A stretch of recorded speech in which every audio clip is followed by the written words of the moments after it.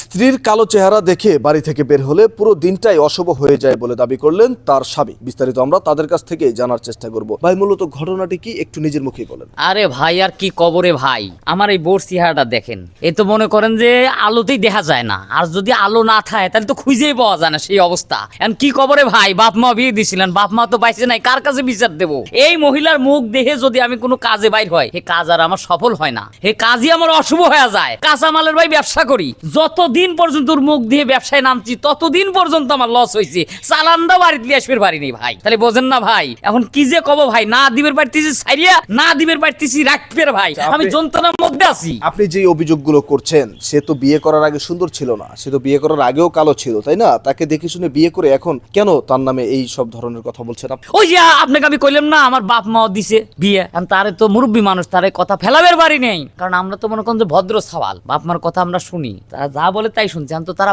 বাইসে নাই, বিশের দেবটা কিসের জন্য, কার কাছে দেবো বিশের? দর্শক, আপনারা দেখতেই পারলেন আজকের ঘটনাটা। আমরা একটু এই আপুর কাছ থেকে জানার চেষ্টা করবো। আসলে আপু, আপনি কালো বলে আজকে আপনার স্বামী আপনাকে অবহেলা করছে, বা এই যে কথাগুলো বললো আপনি তো শুনতেই পারলেন, এই বিষয়টি নিয়ে আসলে আপনি কি বলতে চান? আমার কপাল ভাই, আমার কপালের দোষ। কারণ বাপের বাড়ি বসেও কালোর জন্য কথা শুনছি, এখন স্বামীর ঘরে এসে ভাবছি যে এবার তো কালো নিয়ে কথা শুনতে হবে না, সে তো আমাকে দেখে শুনে বিয়ে করছে। এখন স্বামীর ঘরে এসেও নাকি আমার তার কথা শুনতে হয়, আমাকে দেখে নাকি সে ব্যবসায় যাইতে পারে না, আমাকে দেখে এটা করতে পারে না, আমাকে দেখলে তার ব্যবসা ভালো হয় না। আচ্ছা, আমি কি ইচ্ছে করে কালো হয়েছি না আমি নিজ হাতে আমি কালো বানাইছি? আমার তো কালো আল্লাহ তাআলা বানিয়ে দিয়েছে, এটা নিয়ে কেন এত অভিযোগ? আরে তোর মুখ দেখলি খালি ব্যবসাকে, আমি যদি বাথরুমে যাই আমার বাথরুম বন্ধ হয়ে যায়। তুই এমন একটা মানে অলক্ষী নিয়ে, এমন একটা অলক্ষী মহিলা। আচ্ছা, আমরা একটু আপনি একটু উত্তেজিত কম হন ভাই। আসলে আপু, আপনার মনে জমে আছে হাজারো কষ্ট, সেটা আমরা বুঝতে পারছি, কিন্তু আপনি এর মধ্যে একটি কথা বলেছেন যে বাবার বাড়িও এই কালোর জন্য কথা শুনতে হয়েছে। আসলে বাবার বাড়ি যখন ছিলেন তখন আপনি কালো বলে কে কথা শোনাতো, মূলত কি টাইপের কথা শোনাতো? বাবার বাড়িতে মা তো আর কিছু বলতে পারে না, কারণ তার পেটের মেয়ে আমি, তার সন্তান, সে আর কি। বাবা আমাকে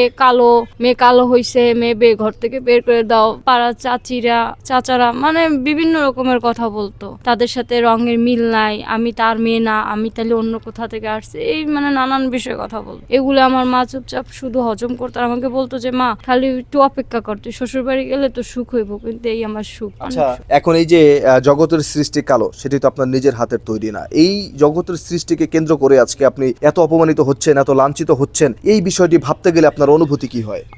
বুঝেন না, একটা কালো মেয়ের তো কষ্ট ছাড়া আর কিছুই নাই। কারণ না বাবা এখন স্বামীর কাছ থেকে সুখ, না পাবো বাপের বাড়ি গেলে সুখ। আমার সুখের তো কোনো লেখাই নেই, দুঃখ ছাড়া আমার কপালে আর কিছু। দর্শক, আপনারা দেখতেই পারলেন, শুধুমাত্র গায়ের রং কালো হওয়ায় মানে জগতের সৃষ্টিকে, প্রকৃতকে ঘৃণা করে এই সমাজের কিছু মানুষ। ভাই, আপনি যেই আপনার স্ত্রীকে ঘৃণা করেন বা ওনাকে এই যে কথা শোনান, বাজে কথা বলেন শুধুমাত্র কালো বলে, এটা কি আসলে কোনোভাবে উচিত ভাই? কারণ ওনাকে তো জগৎ সৃষ্টি করেছে, আপনি তো না। সৃষ্টিকর্তা সৃষ্টি, এটা এখানে তো ওনার কোনো হাত নেই, তাই না?